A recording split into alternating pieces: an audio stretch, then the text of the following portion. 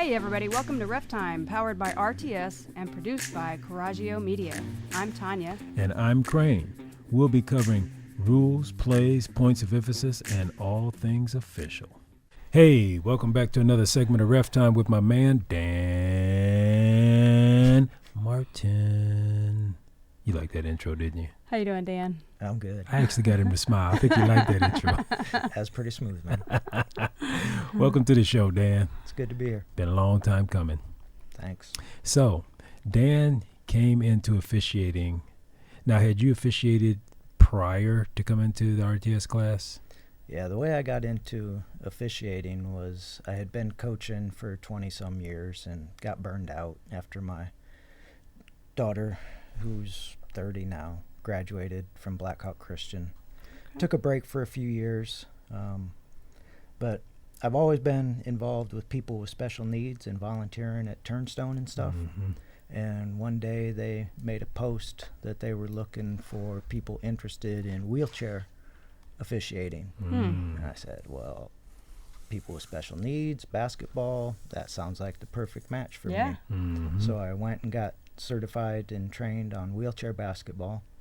Did that 2 years, and then was out at Sport One with my daughter, or at Spiece with my daughter, who was playing in a summer game, and was thinking, maybe I want to do able-bodied.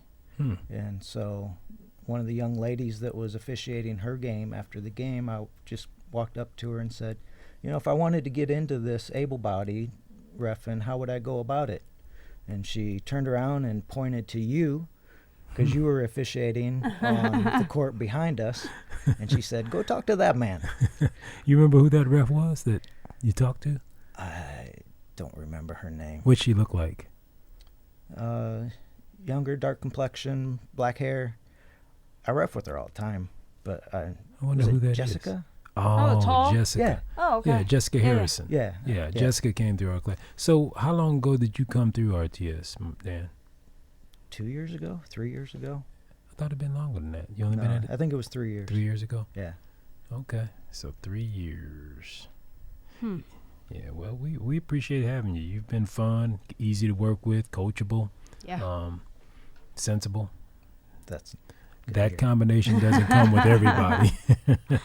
Yeah. Would your wife say all those things too? Maybe. Depends on the day.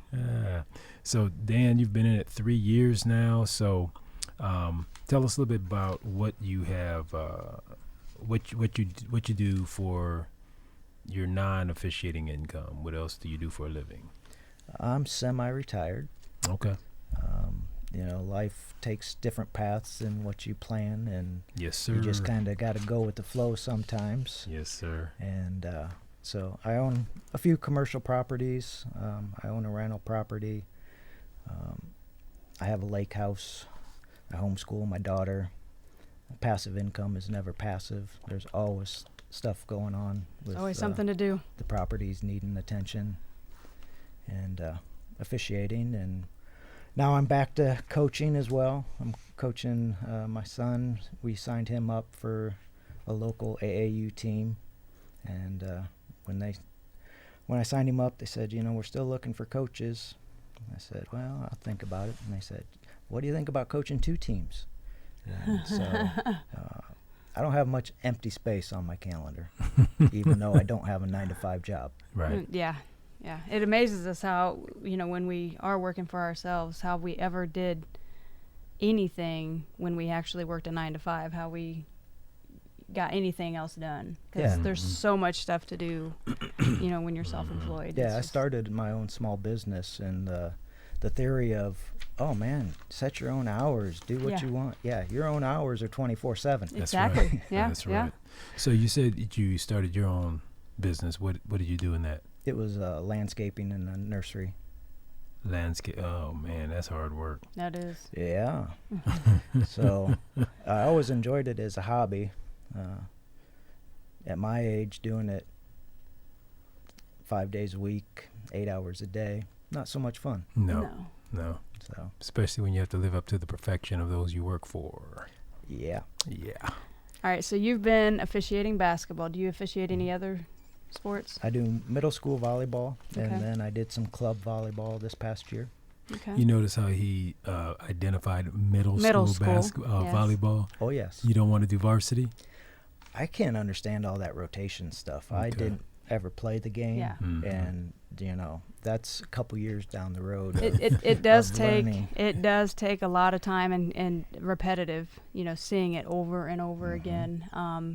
And even now, I mean, I've been doing it 15 years, and still, I'm like, I think she was back row, but I can't remember, Yeah. And so it does, because I mean, you see, especially after you see game after game after game, and one day it's like, okay, it all And- starts to blend together.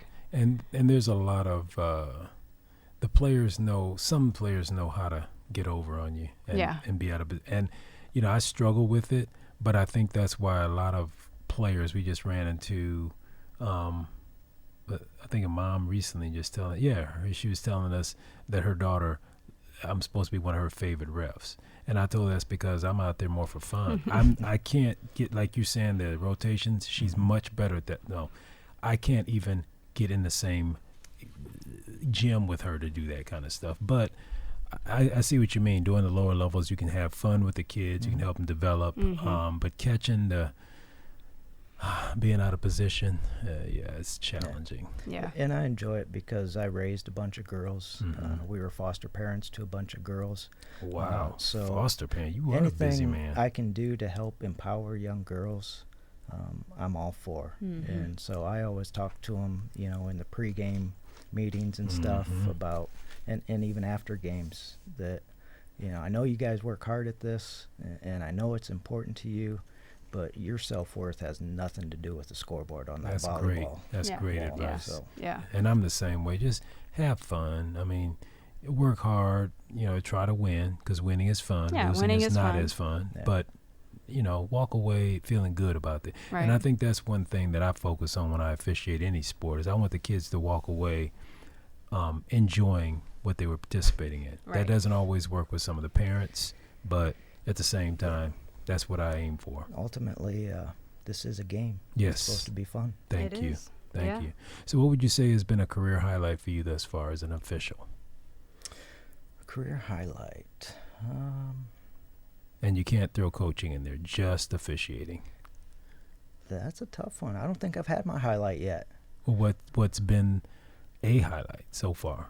What's been, I guess, the most enjoyable thing you've seen about officiating so far? I think just the fact that coming from a coaching background, that I can relate to the coaches, and when they're starting to lose their mind, I kind of understand what they're going through. Right. Yeah. And, so I can relate to them and handle that a little bit better.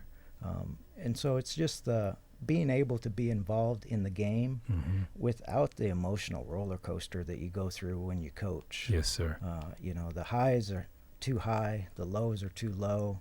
With officiating, I can be involved in the game and just keep that middle of the road emotion. Sail down the middle. I don't care who wins, Right. regardless of what the fans think. Right. And The fouls are 10-1. Oh my gosh, it's 10-1, ref. What are you looking at? I'm looking at a team that presses. That's why they got 10 fouls. Exactly. Exactly. Or I'm looking at a team that's penetrating to the basket, Mm-hmm. and you're fouling them, and you guys are just shooting threes. Yeah. Yeah. Yeah. And those are factors I think as officials people don't pay attention to. So I remember when you were going through the class, I'm going to test you now. We used to always tell you don't be a BW. Yeah. When you learned that term, did you understand it when we first mentioned it, or did it become something to you that it helped in terms of officiating? No, it's always been a factor in my basketball life of not watching the ball, because when you're scouting, Mm-hmm. you're looking at the other four players and what Mhm. movements they're doing, so you know how to defend them. Breaking down film, you're always, and I always talk to my kids too. When you're watching a game, don't watch the ball, watch the other guys, because Mhm. that's where the next steps happen. Mhm. Right. And basketball is a game of read and react Yeah. to the next steps, and whoever can do that the best. So as an official, then was it Was it easy for you not to be a ball watcher, or Well, that depends on who you ask. yeah, okay. I think I'm not watching the ball, but Okay. some guy I ref with all the time, he's really tall Really and tall? bald. He says I'm ball watching all the time, Yeah? and he's my partner. Is that because so, when the ball goes up, you go like this? On the shot. I don't know what it is. So you're indicating the 3, and then when you release, is that going to go in? Is that gonna... And then he gets pushed out of bounds. Yeah. And it is tough, especially starting out, because, you know, you are used to being a part of the game from a coaching aspect, or from, you know, even from, you know, past playing. And so it is really tough just being a fan. That's what fans do. They watch the ball. They're not watching what we as officials are trained to watch, you know, the off-ball contact and the, you know, the rebounding and all that kind of stuff. And so it is very hard to break that habit, but that's where it comes into play. Like, we really don't care who wins the game. It's irrelevant. Like, it's not what we are there to watch. I remember one of my first games, I had a you know, older boys team, and the kid went down. I was coming up as the trail. Kid went down and just slam dunked, and I was like, oh. And I was like, oh, no facial. Like, you know, you're not part of this game, you know, and so I can't make that face, but I was like, that was a nasty dunk. So, Well, at the same time, though, again, working with coaches and getting that rapport, for those of us that have been involved in the game for a long time, Right. we know when a team makes a great play. right. And when I'm running down the court, I'll make a comment to the coach. It's like, that was nice, coach. Yeah. You know. And that helps. Yeah, sure. The comment you made earlier about how you can relate to coaches, I think that's a huge advantage as an official. Yeah. Not that coaches are all that in a contest. They think they are, some of them, but at the same time, they can be a ferocious partner. I mean ferocious in the most negative sense of the word, because I had a fellow official tell me, well, you know, Crane, the coaches, they are the boss.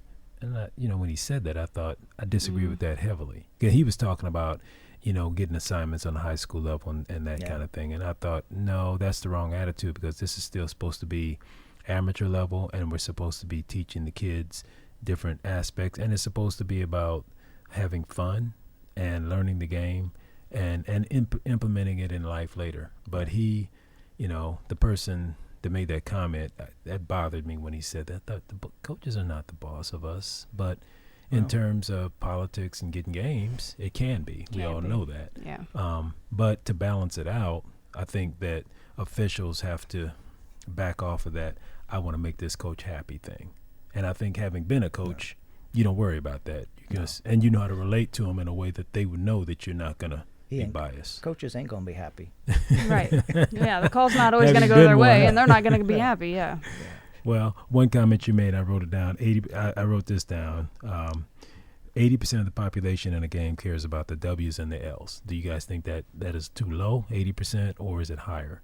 Who cares about the W's versus the L's? I think it's much higher. Yeah. Yeah. And I wrote that down. I thought, 80 kind of low. So what would you say? What's the population in the crowd that cares about the W's? And coaches included, players included. Would you say 100%. no, because we don't care. I think it's like 98. You said in the crowd. Well, I meant the whole gym. Oh, the whole gym. okay, so 98 then, because we're the 2% that don't care. It's not just the refs. There's some other people that have been involved in the sport that are more mature, older people that realize that the scoreboard's not the most important thing. But they wouldn't be the grandparents because they think the scoreboard is the most important thing. Especially if it's their granddaughter or grandson out there on the court. So Now, you remember coming to the class, Dan, we said that there's a certain, I think was it percentage of people that care about, the worst level to officiate. You remember we talked about that? You remember we asked what's the worst level to officiate? And you remember that question? or I think we just told you what we Okay. believe So is the Probably worst like level. 3rd and 4th grade. Okay. Yeah. Has that been your experience? Yeah. Okay. Those parents are nuts. Yeah. Yeah, and the grandparents. Yeah. And we usually Yeah. say that. You may not remember in class, we would say 3rd through 6th grade, parents and grandparents are the worst to officiate. Why? Yeah. Because they don't understand the culture of a contact sport yet. Right. And usually by the time their kids or grandkids get to middle school, you know, if they've never been exposed to a contact sport, by that time they're kind of groomed. Yeah. And the other thing is, they say they want us to call everything. No, they don't. Right. And no, they don't. It's, No, they don't. It's either they want us to call everything or they want us to let them play. Yeah, That's- depending on this Yeah. that exact scenario, Yeah. which favors them, which direction. Exactly. Yeah. Amen.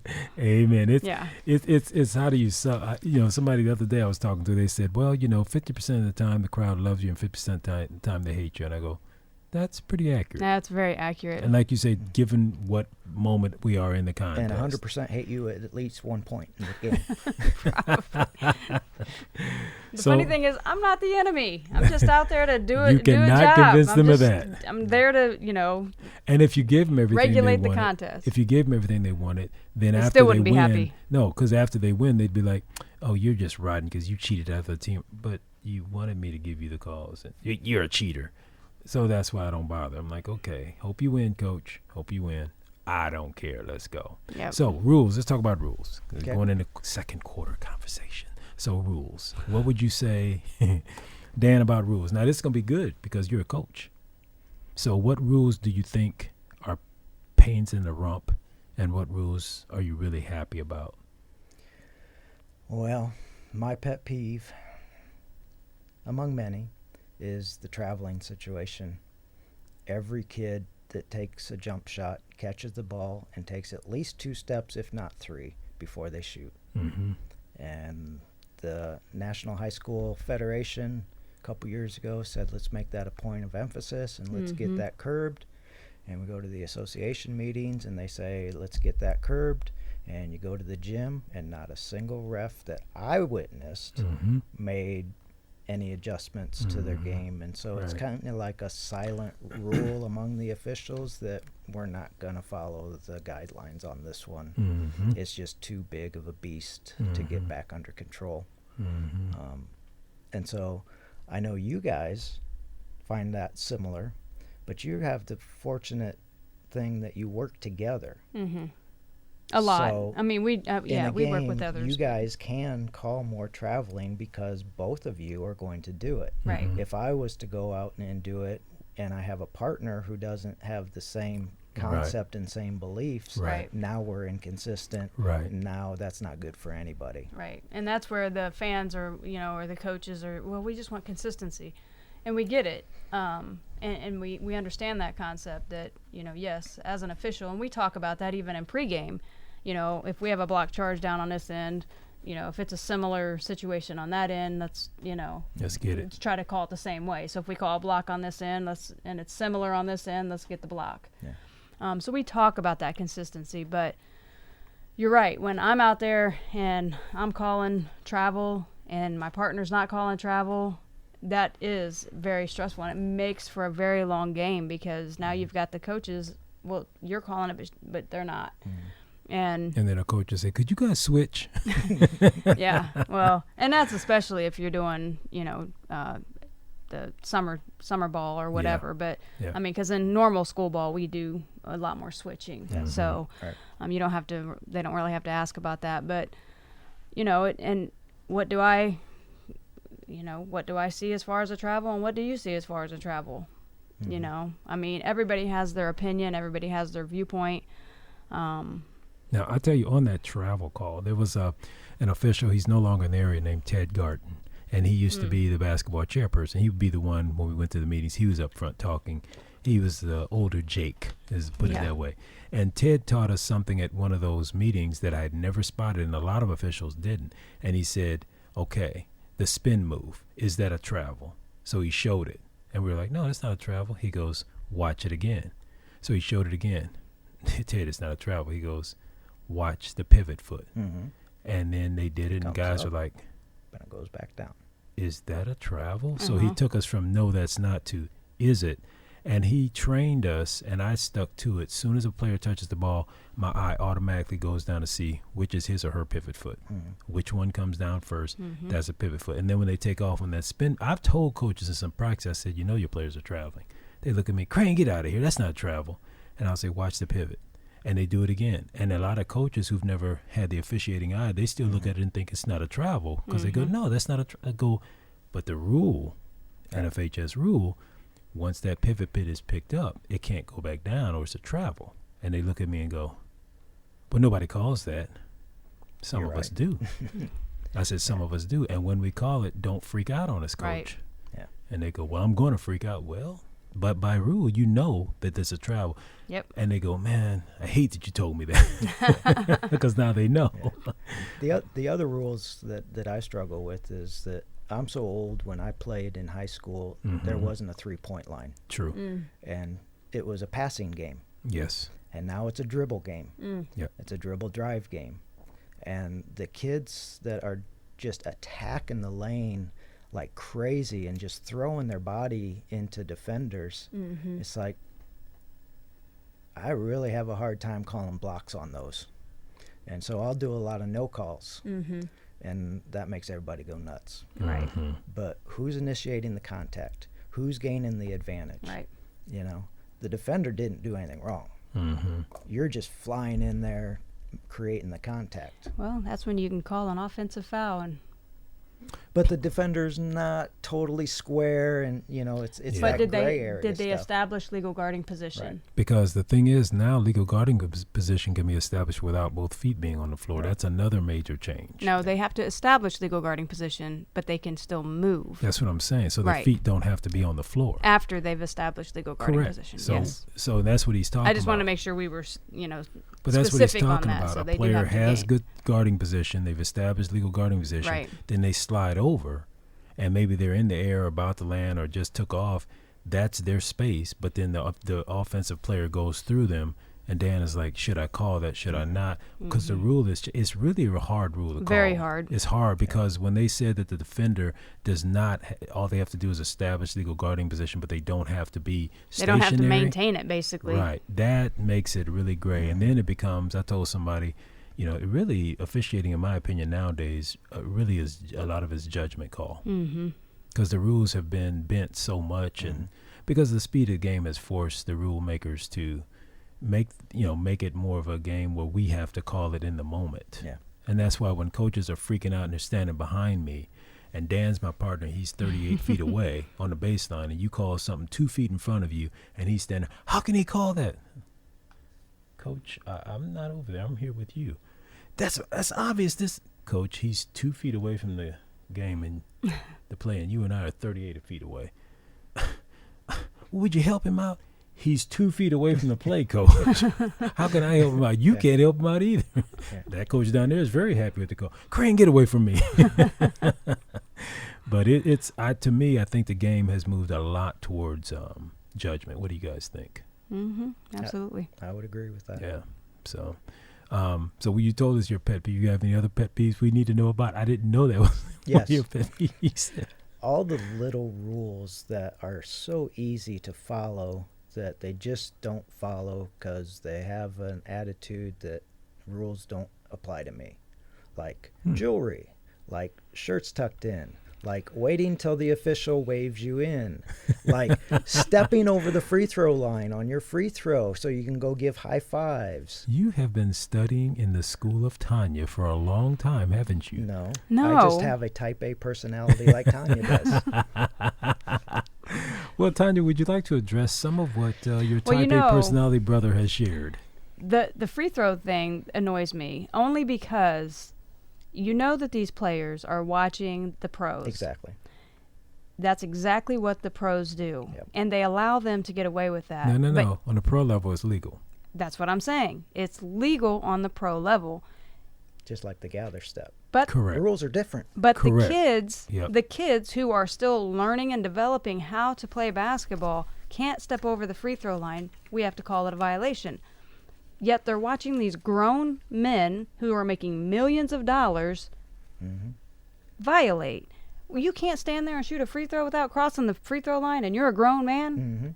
But we have to penalize these kids so that if they ever get into the NBA, then they can just go ahead and step forward. I mean, it makes no sense. But, yes, I get it, and it is very frustrating. But, I mean, that's just a violation I'm going to call. You step over the free throw line before the ball touches the rim. Yeah. They all look at me like, you didn't really just call that. It's like, yeah, I did. Yeah, I really did. That's the rule. Yeah. You want me? I'm sorry. You want me to call the travel? You want me to call double dribbles? You want me to call blocks and charges? And why would I not call that? That's also a rule. Learn to shoot on balance. Or take a step back. But you guys are making excellent points, because one thing I've told Tanya several times is I was one of those officials that didn't worry about that stuff. Why? Because in the fraternity of officials, and I want to emphasize fraternity because there's not a whole lot of sorority in the world of officiating, but in the fraternity of officiating, most guys didn't call that little stuff because they said, you know what, it messes up the game. Nobody wants us to call it. Now, I would get upset because I would, who are the nobodies? Right. Well, coaches and fans. Since when do we start answering the coaches and fans? But given what that guy said earlier, in his mind, the coaches are the bosses. Right. Because if you give the coaches what they want, then they'll give you more games, especially the high-profile games. So that's where a lot of the politics of officiating has gone. But I've noticed, working with Tanya and Sydney and some other people who've come through RTS like yourself, when we emphasize things like, and I wrote these down, free throw line violation, the jewelry, the tucking in the jersey. And there was one more thing you guys said too, Dan. There was 4 things I thought. The checking in at the bench, yes, which they don't do during the summer. They don't do during the summer, which really doesn't that part doesn't really bother me. Well, so much of these little things that annoy me during the school season are the things that they get away with during the summer. During the summer. Yeah. And when you count the number of games, they play more games during the summer than they do during the season. Oh, absolutely. And so they're established in bad habits. Yeah. Well, I mean, you can look at the summer game overall. It's run and gun. There's very little playmaking that gets called. But do you guys think, Dan made a good point, there's a lot more games in the summer than there are in the school ball. So do you think that all the games they play in the summer, when they get back in the school ball, number one, do you think officials are calling it tighter? These 4 pet peeve things, you think they're calling it tighter? And if so, doesn't it get these kids back into the mindset of following the small rules? Doesn't it? I mean, I don't, because in high school, the only thing I really see that, and I do high school and college, but the only thing I really see in high school out of these is really the free throw line violation. They don't do jewelry. They do tuck their jerseys in for the most part. They do. No, they don't. In high school? Mm-mm. What do you think, Dan? You do. What level of high school do you do? I'm doing JV. So do they tuck their jerseys in freshman and JV for the most part? No, they don't. Okay. In high school? No. But some actually have a little leniency because of the situation where you're handing jerseys down over the years. Right. And these jerseys just ain't going to stay in. They just don't fit. They just in those situations, I mean, we've got to have some common sense. Right. On a varsity level, though, I think usually the jerseys are better fitting. I think they spend more money. It depends. But you're saying you've been seeing in the high school level, the kids do not tuck their jerseys especially in? on the boys level. Yeah, I guess so. Yeah, but the point I was making is I've refereed with you guys so much, it's become a point of contention for me. So when I'm on the court, I do make them tuck their jerseys in. Yeah. And what I've noticed is most coaches like that. Because even in the summer ball, we've had where we've done games and we make them tuck their jerseys in, and it makes for better basketball. We've had coaches and some of the fans who are over there, parents that are keeping score. They're like, "Oh, thank you. Yeah, we are so thankful that you're making them do this." Because it's real basketball. Yeah, you're doing it like real basketball. And they tell us, during summer games, they like, a lot of coaches have told me, he says, "I like when you guys ref because I know, number one, you're not gonna let it get out of hand." I hear that all the time, and I said, "What does that mean?" Well, you're making them tuck their jerseys in, so number one, they know that you're going to be a real official. And I go, okay, I don't know what that means, but I think when you come in and you act like a sheriff, and okay, but you're not, butthole-ish tough about it. You're just like, tuck your shirt in. We're not playing till you tuck your jersey in. And then we joke with them and say, in the NBA, you get fined for not tucking your jersey. And they look at you and go, huh? Yeah, trying to get to the NBA? Well, of course. If you come in the NBA like that, you come in the game, you're going to get fined. You didn't know that? So it helps. Yep. It helps. Well, even at the semi-pro level, they get a delay of game warning if they come in with their jersey untucked, or they can, because I've gone to quite a few of the games where they let them play however. But it can be a delay of game, and then if they come back in again, if another teammate, whatever, comes in and it's, like that, they get a technical. For a second delay game. Yeah. So in the checking in process in Summer League, that's pretty much lazy on players' parts? Yeah, they just come off the bench, they'll right? just come straight from the bench. Yeah. They won't wait for the refs to wave them in. Oh, not in our games. Summer ball, yeah, I don't. I mean, if I see him, I'll tell them, come on in. And they, like if I have one getting up from the bench, coach is like, sub. Yeah, I don't I'll make him wave go him all in. the way to the bench. I'm like, Right. or all the way to the table. But Just what come on he's in. talking about is they wouldn't even acknowledge the officials beckoning. They have to at least wait for us to beckon them in. Yeah. Or at least we have to look at each other and realize, okay, That we there's have a been sub switch. coming in, yeah. The only time is during free throws. They'll wait, Right. They'll try to come in. We say, no, wait till the second free throw. Right. Other than that, if they're at the bench ready to check in, as soon as they hear the whistle, man, they're running in. Yeah. And that's a good thing. That's a good thing. Well, they're and I think that, walking in. yeah, I think the main thing is because in Ain't summer nobody ball, hustling in and out. right, summer ball, we've got a running clock. And so I think, Yeah. in We're a the, little lenient on that. yeah, and the administration of keeping the flow going, let's get them going, let's Yeah. get them in. So, Yeah. So let's switch over to the need for officials. Mhm. Where you think we are with that, Dan? Need for officials. It seems like we're still in a shortage. But as far as basketball is concerned, I don't see games getting postponed or canceled because there aren't refs available. Unfortunately, in summer ball, it seems like at times if they're short, they will just grab a college kid that has never been certified or anything and throw them in. How you feel about working with one of those? That's not a good situation. Right. Usually they put two of them together, which is Yeah. even worse. So Right. as a coach, you just know, tell your players it's going to be one of those games. yeah, Mm. it's going to be bloody. So Or they'll have it where you're just one official on a court, and that's no good for anybody either. no. Have you done some of those? I've only had to go solo a few times, Mm-hmm. and it's usually with the younger ages. They'll put somebody solo on younger ages so that they can have multiple officials on the older ages. And you're a runner, so you don't mind that. I don't mind. I'm tall, so I don't mind. I don't have to run. Yeah. I'm watching. I am not trying to do solo. Yeah. So the need for officials. What other sports? You say you don't do any other sports besides Volleyball. able-bodied. Oh, you do volleyball and then Mhm. wheelchair basketball. I know wheelchair basketball is short. Refs. Yes. We are very, very short, and we're in conversation with some organizations to maybe take the referee training school into that segment, try to help recruit and train, because we know wheelchair basketball is hurting for officials. And it's a lot of fun. It is. It's awesome. They So- treat you much better Yeah. than school ball. Would you agree or not? Depends on what level. Well, tell to me, what levels do they treat you bad in wheelchair basketball? The adult levels, the Mhm. D2, D1, Mm-hmm. Mm. some of them guys, man, they just mouth and mouth. It's like you're semi-pro. You're right. You know? You're used to that. Yeah. I ain't used to that. I guess you're right, because I was just telling somebody today, wheelchair basketball world is kind of like the homeschooling world for sports. They It's just treat fraternity. they treat you so much better. Well, the tournaments that we've done, they've taken care of our hotel. They've fed us. In some instances, they've taken care of some of our travel Yeah. Mhm. expenses. yeah. And so, And then per game they pay you better. Yeah. per game, they pay us better. And just overall camaraderie, the respect Yes. from the players and the coaches It's it just has better. been Well, has been and better. it's even team to team.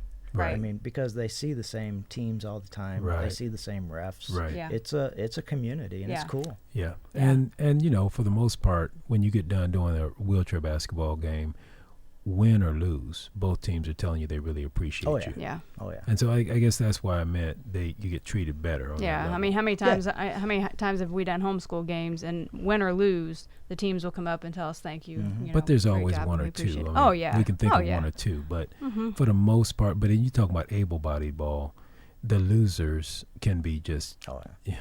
they can be just jackasses. I mean, just keeping it Just real. disrespectful. Very Mhm. We got disrespectful. a beeper in here. I know, right? I tell Adam, bleep That word is in the Bible. Come on now. Bleep. Bleep. But there's no other way to say it. There's some people who can just Bleep. be buttholes. And that's what Buttholes. that's what I meant with the wheelchairs. Some of the adult guys, Yes, they yes. get very We did a tournament up in Chicago Very vocal. just a few weeks ago, and Yeah. we had Very attitude. we had a couple that were very mouthy and Yeah. unappreciative. But again, because it's the same guys and the same refs, Mhm. you know ahead of time, True. and Yeah. so sometimes True. you can handle it and cut it off before it gets out And of just like control. any other industry, you're always going to have some bad apples. Right. Did I get beeped on that too? No. Bad apples? Bleep. Whatever. All right, so let's talk about your experience with referee training school. So you Yeah. came through about 3 years ago. Mhm. We like to talk about it because obviously it's what we do. We've been doing a referee training school for 12 years now. Almost 13. Almost 13, yeah. That's what comes after 12. Very good. I was just saying that because, whatever. Let it go, man. Yeah, I couldn't think of anything smarter to say, so. Bleep.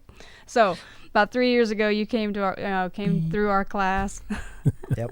So give me some feedback on your experience coming through referee training school. Well, if you read through the rule book and just by yourself and you don't fall asleep and you're able to concentrate, your understanding of it is still going to be very superficial. Mm. But you read the rule book and you go to class and you talk about it and you get 5 different opinions about it, and then you take a quiz and a test and you think about it some more, you're just getting so much more depth of understanding going through training. And the reason I got into officiating able-bodied is I had a real problem with officials as a coach and even more as a player, because I know we worked our tails off every single day. Mm-hmm. And to have a ref go out there and just treat it casually and not professional just rubbed me the wrong way. Mm-hmm. So, yes, I was a jerk as a coach. So if there's a shortage of referees, I probably am part of the problem. You contributed to that, huh? Well, Yes, but now you've crossed I over, wanted so to now be you're part of the contributing. solution. Yes. And I wanted to be a referee that is professional, works just as hard as the players and coaches do, because that's what those kids deserve. Absolutely. They deserve somebody Yes, they who's do. going to take it serious and put in at least partial the effort that they put in Right. Mhm. to make the game better Yep. and to make it a better experience for the kids. And so to have those goals, it just made sense to go through a school. Now we did on-court training with you as well, right? We did the last Okay. session. Yeah. Okay, Mhm. because that's something we've grown into as well. We've always done little things with on-court, but our last class that we did, we actually had them do 25 hours of on-court training outside of the class. Mandatory. Nice. Yes, and so a couple of them, well, we've had one that's completed it, and so the other 2 should be wrapping some things, 2 of them should be wrapping some things up here soon, but that's one of the things that we wanted to, really harp on as well, because it's one thing, again, to read a rule book, to sit down in a classroom, but when you actually step out on the court and you have the whistle in your mouth, and you are the one responsible for blowing that whistle, it's a whole new meaning. It brings, and then you see play after play, and you're like, oh, that's what you mean. Oh, that's what a backcourt violation is. Oh, that's what, what you mean when you say watch the pivot foot. And so, we were able to implement some of those hours with Indiana Tech, because we did their intramural program over there. And so we have a great relationship with Jared, and we go over there during his intramurals, and we put new people out there. And what we would do is say I would officiate one game with a new person, and he would walk along, and shadow with that new person. And then I would get to rest the next game, and and that was the one thing that surprised me that last class when we did it, is how much guys struggled with knowing the right position to be in and the mechanics, and just reading that in a book man, you won't get it. Yeah. No. And No, they when were to lost. switch and when to go table side and what is the Yeah. opposite table and what, all of that stuff. And it's all stuff that you're going to learn, but you're only going to learn it by doing it over and over and over again. And doing it with someone who knows what to do and how to show Exactly. you, because as Dan, you've learned, I can tell a person, okay, when the ball comes down, it goes to this side, you want to mirror the ball. And they go, what? You want to shadow the ball, mirror the ball.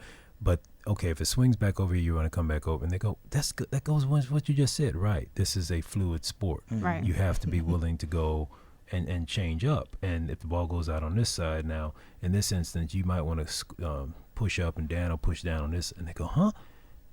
There's a lot Right. to officiating. There's a lot to it. There's a lot to it. And people don't understand all the stuff that goes into officiating. We don't just literally step out on the court and start blowing a whistle. Right.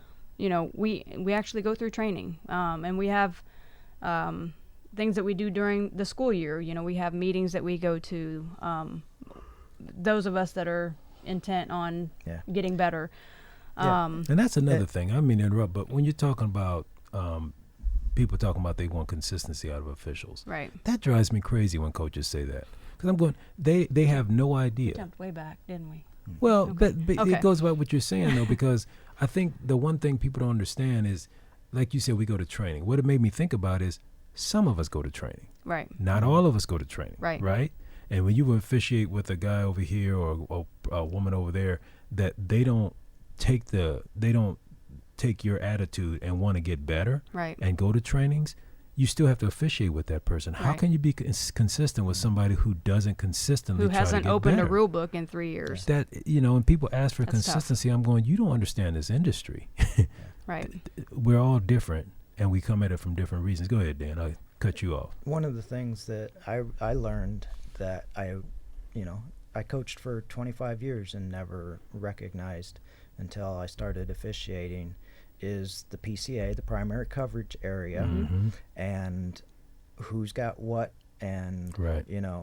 on penetration from the perimeter. Right. Yeah. This person's got the driver, this person's got the help side, this person's got the pass. Right. The dynamics of the teamwork of the Yes. crew. Right. Yep. Nobody knows except The officials. Except the crew. officials. And Right. then it depends on the size of the crew. Yeah. 2-person versus 3-person. Yep. And so people in the stand saying, how can he miss that? Well, he wasn't even looking there. It's He's Right. not not even his- supposed to be looking Right. there. Right. Right. You know? And then they don't understand, a lot of people don't understand the speed of this game and why the rules change constantly.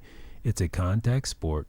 It's one of the fastest sports there is. It's probably one of the most rule-oriented sports out there. Mm-hmm. And then you've got the close proximity of the players and the refs and the coaches, and then all that pressure down on you. And you still have to focus and still be understanding of what the rules are, but then throw in the judgment piece. There's so much. And I'm not saying it's impossible. Obviously it isn't, because we do it.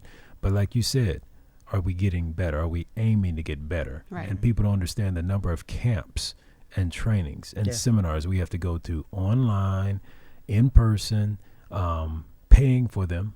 Like our daughter, Sydney's been at it 5 years, and she's about to go to a pro camp, 2 pro camps this summer. I know she's got 3 camps coming up. I don't know if they're all pro camps. And all of them cost better than $300, I believe, each, plus transportation, plus food, plus housing when you're there. Right. All that sacrifice, all that investment to get better. Yep. And then people want to look at you like, well, you suck. You don't. I spend more time getting better at my craft than you do at yours, lady. Mm-hmm. And so those are things that we love about officiating. Yeah. And as far as recruiting goes, so what kind of suggestions do you have, having gone through RTS and seeing how it operates and knowing us personally? And what suggestions would you have on how we can help contribute to the industry? Well, first and foremost, I loved the mission that you guys had of getting the dynamics of the demographics of the officiating to match the demographics of the players, where we're trying to get more minorities, we're trying to get more blacks, we're trying to get more women. Mm-hmm. Kudos to you guys for doing that. Thank you. Thank you.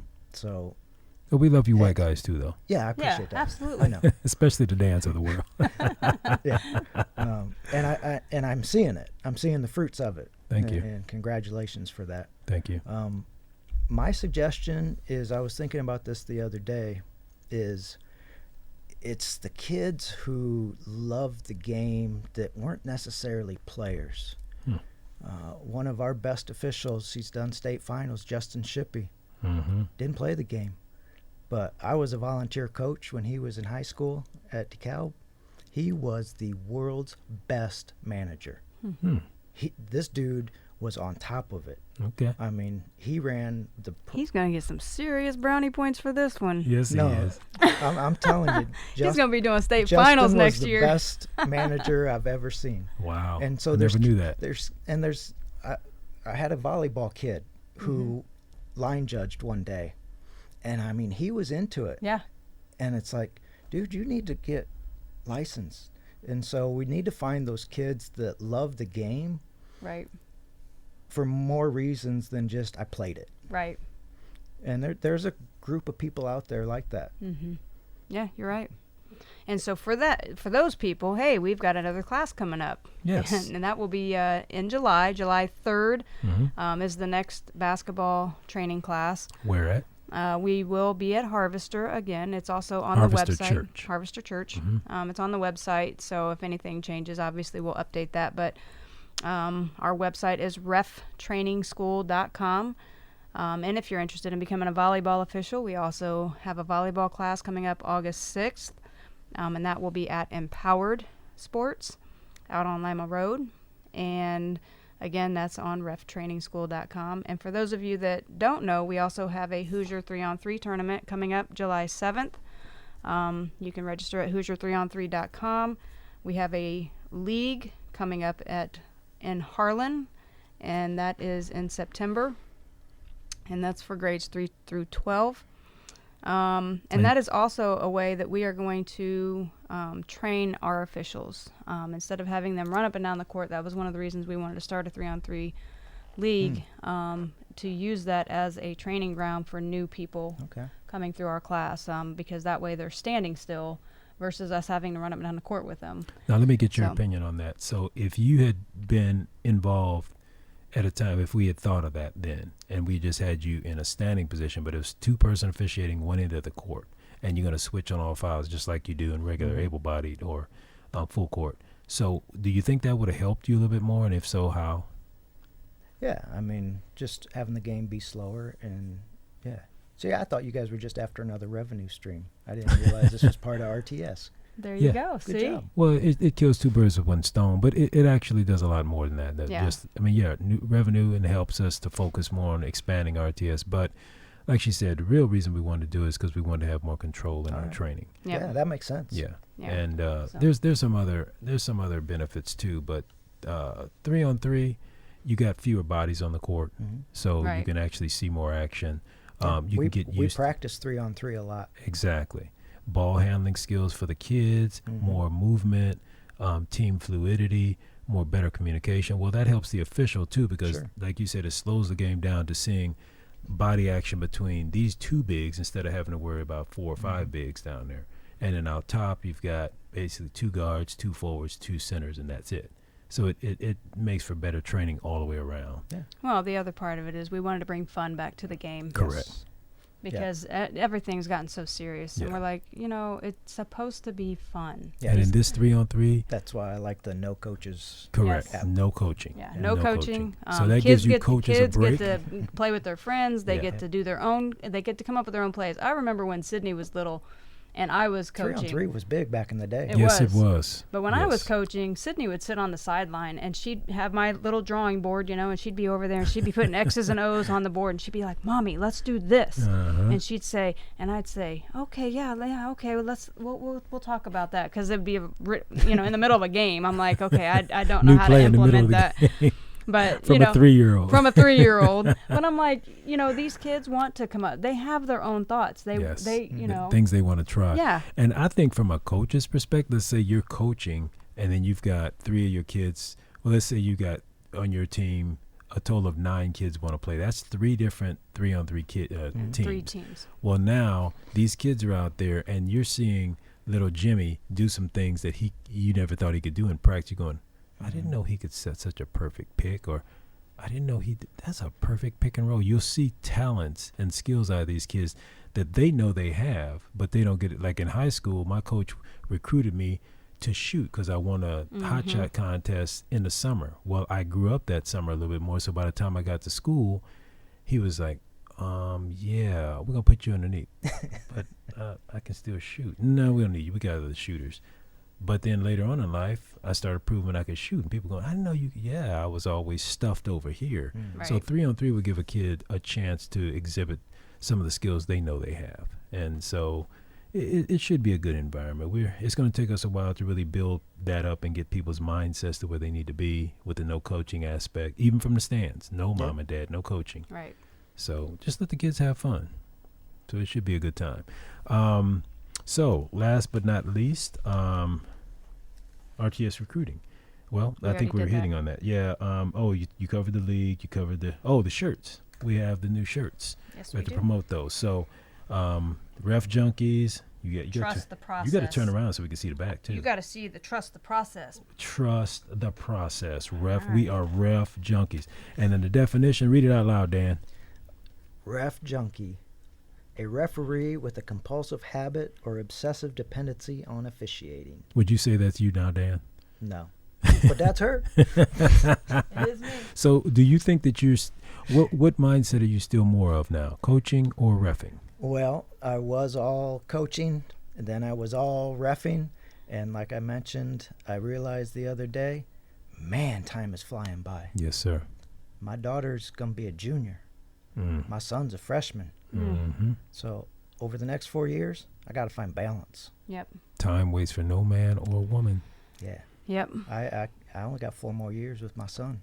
So I got to find a balance over the next couple years. So the fact that you have to find more time to work with your son and coach him and get him into the love of it tells me that you are struggling between the two because you're like, I got to find a balance. You didn't say I got to spend time coaching. I got to find a balance. So you still love reffing. You still love coaching. Yeah. You're still with both. Oh, yeah. And when I'm on the court as a ref, you got 100%. Yeah. But when I'm on the floor with my son as a coach, got 100%. Yep. But it can't be all 100% all the time. Yeah. Well, I see some growth here because he just admitted earlier in the show he was a chuck wagon as a coach, and now a chuck wagon. that you were a I've chuck never wagon. heard chuck wagon before. Well, she said I couldn't say the Jack A word anymore. Oh, She okay. beat So me on chuck that. wagon I is was a- sitting over trying to come up with something, you know. Oh, I was a fool. How about that? That's but chuck wagon. What? A chuck wagon. You never heard anybody be called no, a chuck wagon? never. No. You We are. learned something You're old. today. He's old. He's just No, old. Yeah. I probably did hear that from my old coach. Yeah. but You old bud. I like that, a chuck No. wagon. You chuck He was wagon. just a fool. He likes it. And when you say it like that, chuck wagon, it's better than fool. All right, we're gonna wrap up now. On that note, thank you all for watching again, and Dan, thank you so Thanks. much for coming Thanks, out. man. It We was fun. appreciate it. Hey, you guys have been great mentors. And, Well, and Thank you. that's another aspect of the RTS Ref School is you don't just have you two for the days that we got class. You guys have been by my side Yes, sir. the whole way for these past 3 years, and much appreciated. We love it. Absolutely. Well, we love having you. Yes, so sir. All right. anything we can do. All right. Until Thank you next guys. time. Until next time. Take care. Bye-bye. Thanks again for listening to RefTime, powered by RefTrainingschool.com and Hoosier3on3.com. Produced by Coraggio Media, RefTime is recorded in WELT Studios in beautiful downtown Fort Wayne, Indiana. To join RTS, visit reftrainingschool.com. Please like, subscribe, and share with your friends. Until next time.